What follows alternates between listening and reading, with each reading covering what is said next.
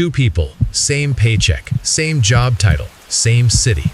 10 years later, one has a real nest egg. The other is still waiting for a raise to finally start. Same money coming in, wildly different money staying. So how does some people build wealth on a low salary while others with the same income feel stuck forever? This is not a get-rich fantasy. This is a money system.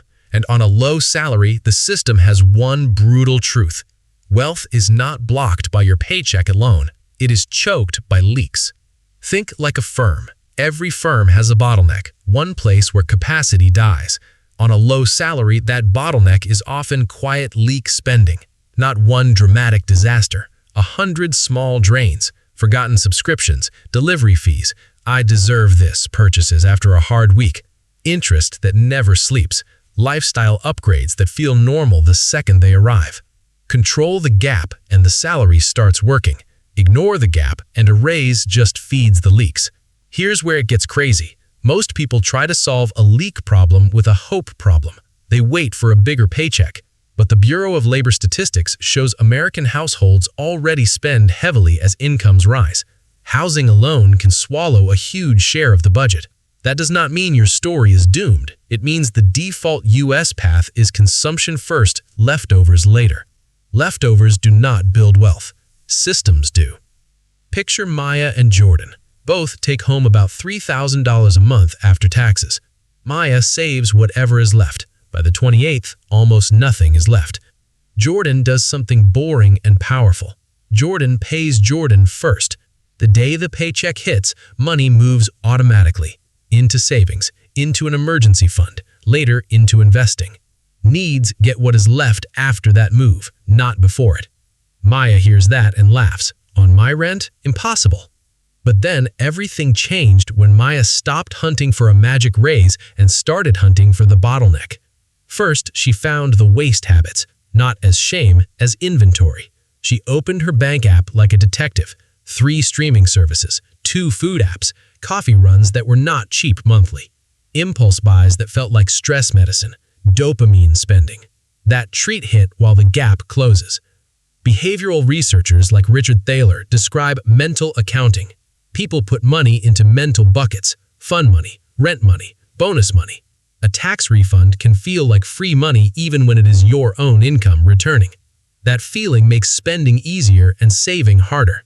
Your mind is wired to protect comfort right now. That is how the mind fights the gap.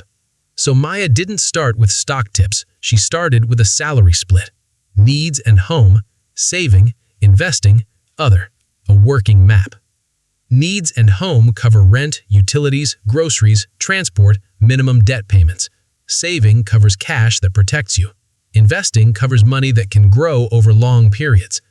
Other covers fun, gifts, and life. On a low salary, other is where lifestyle creep hides.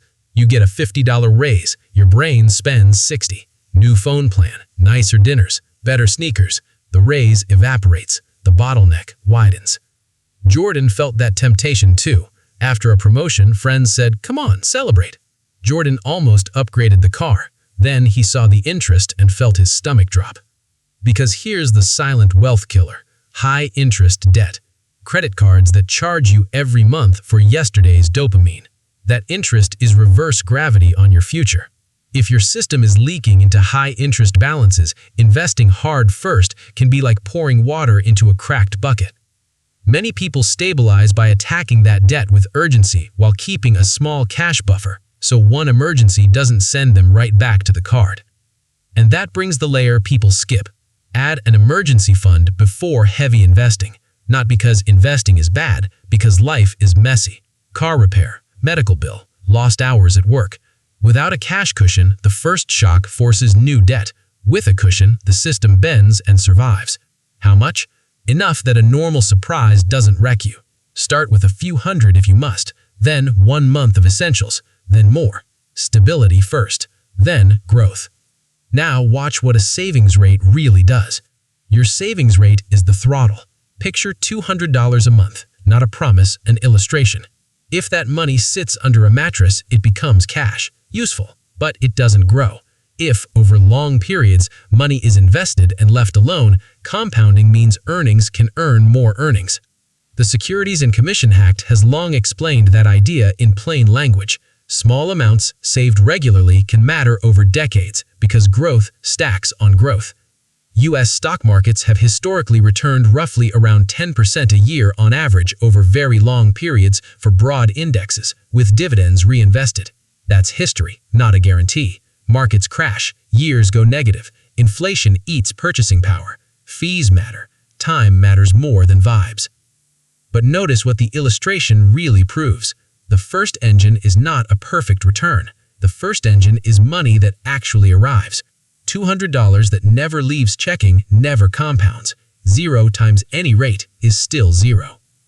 So the low salary wealth path is not pick a genius stock. It's widen the gap, protect the gap, then let time work on the gap. Pay yourself first. Automate it. Same day as payday. Boring systems beat heroic willpower. Willpower is tired at 9 p.m. Automation doesn't care how your day felt. Once the system is stable, then invest more from savings. That order matters. First, stop the hemorrhage, build the cash floor, reduce the high-interest choke, then increase long-term investing. Broad, low-cost index funds are one approach many educators discuss. Still, investing involves risk. Money can go down. Back to Maya. After 3 months of leak hunting, she wasn't rich, she was calm. Her account no longer hit 0. She had a small emergency stash. She cut 2 subscriptions and cooked 2 more nights a week. She paused 1 dopamine buy and moved that cash on Monday. Jordan kept going. Same salary range for years, but the gap kept opening. Needs, then save, then invest, then other. When income rose later, he raised the invest line before the lifestyle line.